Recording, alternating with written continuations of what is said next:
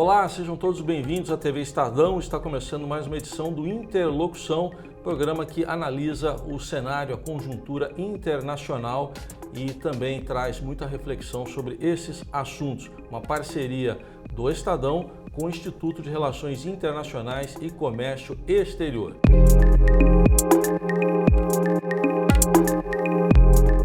Os temas de hoje são a Assembleia Geral da ONU, com a participação do presidente Jair Bolsonaro e a repercussão do discurso do líder brasileiro. Vamos tratar também do Brexit, com a reinstalação do parlamento britânico por ordem da Suprema Corte do Reino Unido. E ainda a situação na Venezuela, que movimenta os países num tratado interamericano de assistência recíproca. E eu apresento os nossos convidados para debater os temas. Embaixador Rubens Barbosa, que é diretor-presidente do Instituto de Relações Internacionais e Comércio Exterior, obrigado pela presença. Obrigado. E o editor do Estadão, Rodrigo Cavaleiro.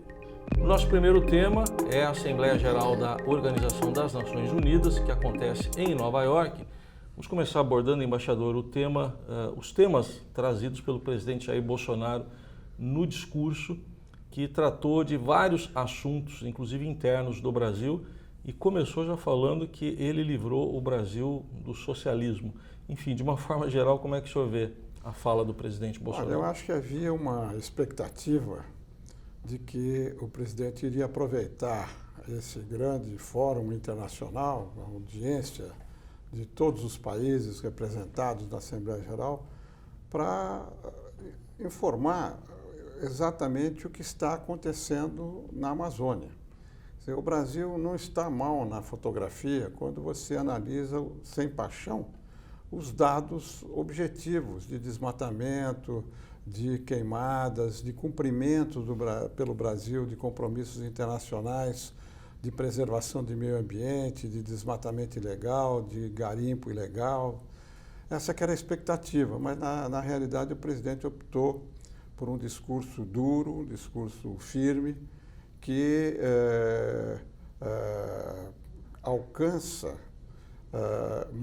vários segmentos da comunidade internacional. Não só algumas potências europeias, né, como a França, como a Alemanha, mas organizações não governamentais, nacionais e estrangeiras, a política indigenista também, que faz com que se chame a atenção para um assunto que não estava em pauta e coloca também a questão de direitos humanos em questão, questões religiosas, questões de família. Enfim, ele ampliou muito o foco do discurso. Eu acho que perdeu a oportunidade de dar números objetivos sobre o que está efetivamente acontecendo na Amazônia para acalmar uma série de reportagens e anúncios e jornais e tal que trataram de maneira superficial esse assunto, quando na realidade é um assunto sério, um assunto que deve ser levado em conta, inclusive porque, ao contrário do que aconteceu na década dos 70, 80, quando nós tivemos o mesmo problema de meio ambiente, de Amazonas, de direitos humanos, a sanção era somente política. Quanto à imagem do Brasil lá fora. Agora não, agora você tem uma sanção política e também porque o mundo mudou, o consumidor entrou com força total nessas questões comerciais, você pode ter repercussões comerciais muito negativas para produtos brasileiros, em especial o do agronegócio. Rodrigo, queria sua análise também da repercussão que esse discurso já gera. No caso da Alemanha e da França não foram citados diretamente, mas fica claro para quem era o recado também. Houve aí alfinetadas muito claras, né, do presidente Bolsonaro, a posição que a França colocou o Brasil. Há algumas semanas houve uma troca aí de farpas, para ser, digamos, usar uma expressão amena entre os dois presidentes. O presidente claramente escolheu ampliar os focos de atrito que havia já iniciados aí com as potências europeias, principalmente, né? Como bem disse o embaixador, o que nós tentamos ver agora é como isso vai repercutir tanto na ideia do Brasil de ampliar os seus tratados comerciais, parcerias com outros países, quanto sustentar principalmente a questão do agronegócio. Hoje é o que impede a economia brasileira de entrar num estado total de recessão.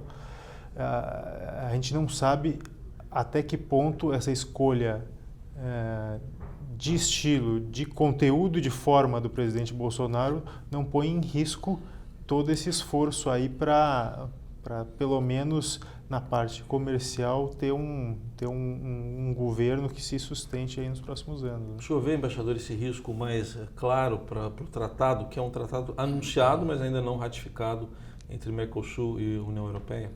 Olha, eu vejo pouco risco. Por quê? Porque o tratado, o acordo, né, comercial, ele só vai ser completado, o que houve até agora foi o fim das negociações. Segundo se menciona, só em março do ano que vem é que essa revisão que está sendo feita e a tradução vai ficar completada. Aí que vai haver assinatura. Entre a assinatura em meados do ano que vem e a entrada em vigência, vamos ter aí uns 2 anos. Então, eu acho que vai dar tempo de você fazer alguma correção de rumo se houver uma grande objeção por parte dos países membros europeus. Eu acho que os interesses são muito grandes, sobretudo porque a Europa está vendo essa aproximação do Brasil com os Estados Unidos, está vendo a presença da China aqui na região. Para eles, para as empresas europeias aqui no Brasil, que são muito grandes, interesses muito fortes, esse acordo é de relevância, para eles não perderem esse mercado com outros parceiros do Brasil. Porque o mercado brasileiro é muito grande, o sul-americano é grande. Então, eu acho que no final das contas, nós vamos ter aprovação.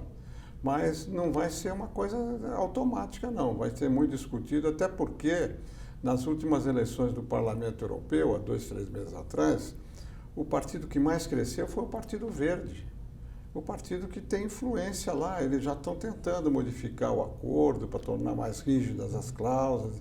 Então, eu acho que o discurso poderia ter ido na linha de corrigir essas visões, como disse o presidente, equivocadas pela superficialidade da crítica, né? Mas o presidente preferiu fazer um discurso mais voltado para o público interno do que para o público externo. Aí vamos ver o que vai acontecer com o acordo. O que nós vemos é um afastamento, né, das partes. Se houvesse assim, uma tendência, um esforço mútuo de aproximação, acho que até daria para ter certeza de que esse acordo seria colocado em prática. O que a gente não tem muito claro é se não está havendo um distanciamento irrevogável, né, nesse aspecto. A minha impressão pessoal é que, seguindo nesse nível de relação, pelo menos eu vejo nas entrelinhas os governantes europeus dizendo, olha, esse acordo só vai sair quando os nossos parlamentos efetivamente aprovarem, e aquele popular deixa engavetado ali, talvez quando haja uma mudança de governo, até uma forma de pressionar o governo brasileiro a mudar um pouco o tom. Eu não estou vendo muita vontade política dos líderes europeus. Não sei se o embaixador... Não, você falou a questão do tempo. Isso aí é importante, porque se levar 2 anos, 2 anos e meio, como normalmente dura esse processo na Europa de ratificação, nós vamos estar às vésperas da eleição aqui. Então, talvez possa acontecer o que aconteceu com o Temer, né? O presidente Temer. Esse acordo estava praticamente negociado com o presidente Temer, mas a Europa preferiu aguardar um novo governo. Então, é possível, se atrasar na Europa a ratificação, vai coincidir com as eleições de 2022. E aí esse tema vai virar um tema de campanha. Eu, como disse, eu tenho a impressão que a aprovação virá pelos interesses europeus aqui no Brasil, mas com dificuldade. Nosso próximo assunto é o Brexit, que é aquela saída do Reino Unido da União Europeia. E tem havido uma sucessão de derrotas do primeiro-ministro Boris Johnson. A mais recente, a reinstalação do parlamento britânico na quarta-feira, dia 25 de setembro, por ordem da Suprema Corte. Lá não tem nem Constituição escrita, né, embaixador? Como é que se dá esse embate aí entre Suprema Corte, Parlamento, o primeiro-ministro Boris Johnson? Olha, eu servi 2 vezes na Inglaterra por mais de 10 anos e conheço um pouco o funcionamento do sistema político lá. Eu nunca vi uma situação tão caótica, tão desorganizada, que se assemelha muito ao que ocorre no terceiro mundo. A Inglaterra foi o país onde começou o sistema político, com o parlamento, com a Constituição não escrita, há quase 1000 anos, né? 1200. Né? Então, você acompanhar o que está acontecendo lá é muitas vezes surpreendente, porque a classe política inglesa conseguiu destruir o mínimo de coerência da política externa britânica e afetar os interesses comerciais, financeiros da Inglaterra. Quer dizer, o que está acontecendo hoje é até um conflito institucional, porque o primeiro-ministro Johnson, que entrou no lugar da Theresa May, ele, para evitar um debate mais profundo sobre a saída da Inglaterra da Comunidade Europeia, ele suspendeu o parlamento. E agora vem o Judiciário, a Suprema Corte, e cancela, dizendo que foi uma medida ilegal. E aí está em discussão lá no meio político o que pode acontecer com o primeiro-ministro que sugeriu à rainha uma política ilegal, segundo o Judiciário. Como é que fica? Há um conflito aí de poderes. Ele enganou a rainha? É o que estão dizendo, porque se ele sugeriu uma coisa ilegal para a rainha foi enganada pelo primeiro-ministro. O líder do Partido Trabalhista está pedindo a renúncia do primeiro-ministro. Há uma data limite para a saída, que é 31 de outubro. E a União Europeia já disse que não vai fazer nenhuma outra prorrogação. Agora, nessa confusão toda, os conservadores e os trabalhistas estão pedindo uma extensão até janeiro.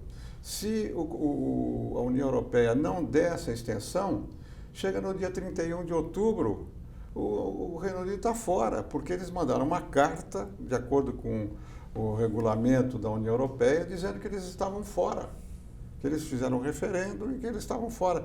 Então, é uma confusão, eu nunca vi um sistema político tão desorganizado como existe hoje lá. Inclusive, a gente está muito acostumado aqui, não repara, mas lá na Inglaterra, como nos Estados Unidos também, não existe essa coisa de mudança de partido. Sim. E teve 21 deputados que votaram contra a linha do Partido Conservador e o primeiro-ministro expulsou esses 21 deputados e lá o sujeito não pode se candidatar novamente, fica proscrito da vida política. Enfim, olha, é uma situação muito não usual e que está causando perplexidade no mundo inteiro por causa da desorganização institucional britânica. Queria saber então, Rodrigo, você vê alguma saída ainda institucional? O prazo aí é 31 de outubro, está muito curto, não? O Premier vem insistindo em novas eleições, ele está convencido de que se houver uma nova consulta popular, o Partido Conservador, dentro da base do Partido Conservador, ele tem popularidade. A questão é uma nova eleição às vésperas da data limite para a saída pode colocar ainda mais fogo nesse cenário e é um cenário que, embora realmente chame a atenção nossa, que estamos acostumados à política britânica como um exemplo até de cordialidade, bom senso, muitas vezes regras não escritas valem muito e acabam gerando uma tradição que serviria de exemplo para outros países.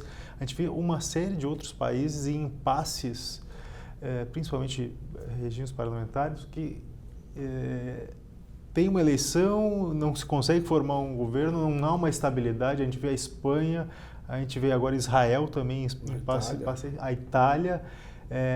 São governos que, embora tenham uma tradição, origem, enfim, décadas de estabilidade, hoje parece que há um próprio nó no sistema como um todo. O embaixador talvez possa acrescentar. O que está vendo no mundo, embaixador, principalmente nesses regimes? Tem uma explicação? Tem a ver com essa ascensão da direita, do populismo? Olha, realmente está havendo grandes mudanças, né, políticas, em quase todos os países. Eu acho que há uma insatisfação muito grande das camadas mais pobres, né, das camadas com salário mais baixo. Isso está gerando uma revolta contra as elites, né? Na Europa se chama o establishment, né? Contra as elites dirigentes. Então, quase todos os países, na França, na Inglaterra, na Espanha, lá na Israel, né? Nos países, até nos países nórdicos, né? Na Suécia. E isso de um lado. De outro lado, você teve um fortalecimento dos movimentos de direita e do nacionalismo em muitos países. E você tem essa ideia do fortalecimento, da necessidade de fortalecimento da nação, né? Contra a globalização, o globalismo, contra essas regras de temas globais. Então, realmente é uma situação de instabilidade global muito grande, né? No caso da Inglaterra, por exemplo, voltando à Inglaterra, hoje, o que fica para o sistema político lá resolver? A renúncia do primeiro-ministro, depois de menos de um mês, o voto de desconfiança, se for votado... Pelo próprio parlamento. Pelo próprio parlamento, o voto de desconfiança pedido pela oposição, pelos trabalhistas. E aí, se há um voto de desconfiança e o governo perde, tem que convocar a eleição, coisa que os trabalhistas não querem.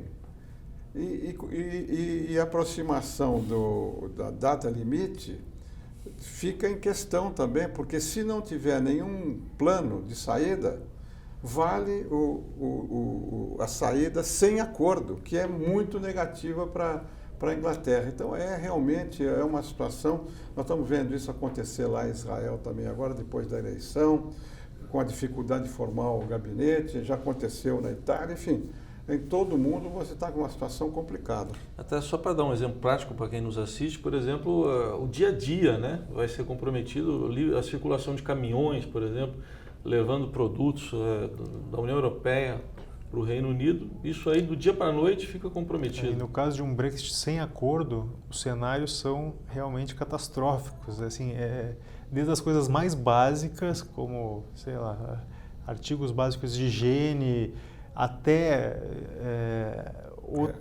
a questão da circulação. Realmente, se não houver o mínimo de ordem nessa separação, tanto o Reino Unido quanto a Europa vão passar por sérias dificuldades. Né? Nosso próximo assunto tem a ver com o vizinho, a Venezuela, que agora está movimentando um tratado do qual pouca gente ouviu falar, mas que existe há um bom tempo, que é o Tratado Interamericano de Assistência Recíproca, que une vários países e que está sendo chamado para deliberar sobre a Venezuela, né, embaixador? Esse tratado foi convocado pela última vez na crise com o ataque em Nova York às Torres Gêmeas, né? Aí o próprio Brasil foi quem pediu para convocar o tratado de apoio, né, naquele momento, ao ataque aos Estados Unidos. Agora, novamente, por iniciativa do Grupo de Lima, que é um grupo de 11 países que congrega os vizinhos da Venezuela e o país da América Central, está sendo foi convocado o tratado para examinar a situação da Venezuela e possivelmente tomar alguma medida. Pela posição do Brasil, eu acho que não há risco de ser tomada nenhuma medida de força militar contra a Venezuela, nenhuma invasão, nenhuma atitude para forçar militarmente a queda do governo. Mas outras medidas de caráter econômico, financeiro, poderão ser tomadas. Agora, no caso aí do tratado, está se falando até em congelamento de ativos envolvendo agentes aí do Estado, né, do Estado venezuelano. Mas essa solução militar, como está dizendo aqui o embaixador, parece que não encontra respaldo mesmo. Houve uma dúvida, principalmente quando se falou pela primeira vez no tratado, embora ele mencione que em caso de ataque a um dos países integrantes possa haver uma associação dos demais para protegê-lo, se isso se aplicaria ao caso da Venezuela. Obviamente, a oposição venezuelana se apressou em dizer que sim, que haveria essa possibilidade, porque se trabalha muito com a pressão, né, com a possibilidade de um ataque, de como isso poderia levar o regime chavista a negociar. Claro que em função até dos atritos que vêm ocorrendo na fronteira entre Venezuela e Colômbia, se imaginou que em algum momento pudesse, havendo uma desculpa, um pequeno ali conflito, um militar venezuelano que passasse para o lado colombiano e vice-versa, como vem acontecendo, que isso acabasse aparecendo como uma desculpa para uma ação. Me parece que agora a coisa ficou bem mais clara. Tem muitos países que são membros do tratado que estão enfaticamente rejeitando essa possibilidade. Então me parece que ele está sendo mais usado, essa dubiedade está sendo mais usada como uma forma de pressão do que algo que realmente possa vir a acontecer. Inclusive, nessa última reunião que houve, acho que foi em Washington, né, embaixador? A Venezuela foi representada pelo governo, por integrantes do governo, sei que dá para chamar, entre aspas, né, de Juan Guaidó, que também está um pouco sumido do cenário, né? Enfim, como é que o senhor vê isso? Olha, eu acho que a situação na Venezuela está se caminhando para uma solução. A convocação do tratado talvez seja uma forma de acelerar o processo. Os Estados Unidos estão negociando com a Venezuela em nível mais baixo, né? O próprio Trump e o próprio Maduro disseram que estava havendo essas conversas. E eu acho que vão encontrar uma saída com anistia ao Maduro e alguns líderes chavistas mais importantes. Aí eles saem do país e se convoca, o novo governo convoca eleições presidenciais. O problema que estava pegando, estava tornando um pouco complicada essa situação, era Cuba, porque Cuba tem uma presença militar importante, né? O garantidor do governo de Maduro hoje são forças militares, né, cubanas que estão dando assessoria de segurança e tal.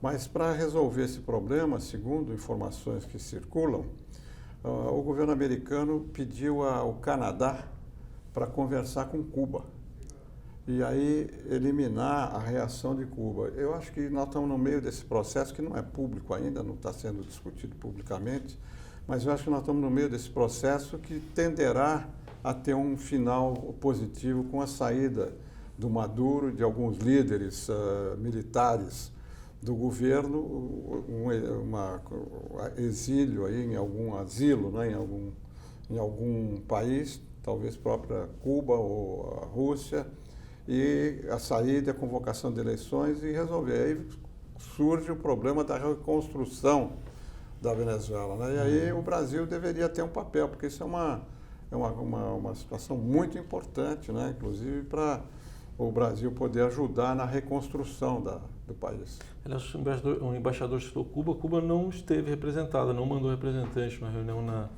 na segunda-feira.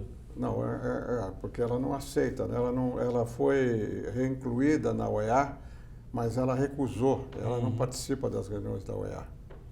Bom, vamos aguardar então desdobramentos lá da crise na Venezuela, que impacta diretamente aqui em nós. Até o presidente Bolsonaro citou no discurso da ONU, né, Rodrigo, a situação dos venezuelanos que vêm aqui para o Brasil, se bem que ali deu a entender que o Brasil não é o principal centro que atrai venezuelanos, é a Colômbia, né? Não é, realmente comparando com Colômbia, Peru, Equador, são países que estão sofrendo bem mais com a chegada dos venezuelanos em termos de realmente dar a estrutura mínima, né, para essas pessoas chegarem. O Brasil, claro, concentrou muito em Roraima a crise e a perspectiva, como diz o embaixador, é de que haja negociação. Claro que a gente sempre coloca um pé atrás, porque essa situação vem se arrastando há tanto tempo e a gente volta e meia se depara com a perspectiva de definição. Sim. mas em nenhum outro momento houve admissão tão clara de parte a parte de que há tratativas aí. Alguma coisa realmente está sendo planejada. A gente espera que se resolva da melhor maneira, né? Muito bem, assim nós chegamos ao final de mais uma edição do programa Interlocução, que analisa o cenário internacional. Quero agradecer mais uma vez a participação do embaixador Rubens Barbosa, diretor-presidente do Instituto de Relações Internacionais e Comércio Exterior. Obrigado, embaixador. Obrigado também ao editor do Estadão, Rodrigo Cavaleiro. Obrigado. Lembrando que esse programa é uma parceria do Estadão com o Instituto de Relações Internacionais e Comércio Exterior. E a gente agradece também a sua companhia e até a próxima edição. Tchau.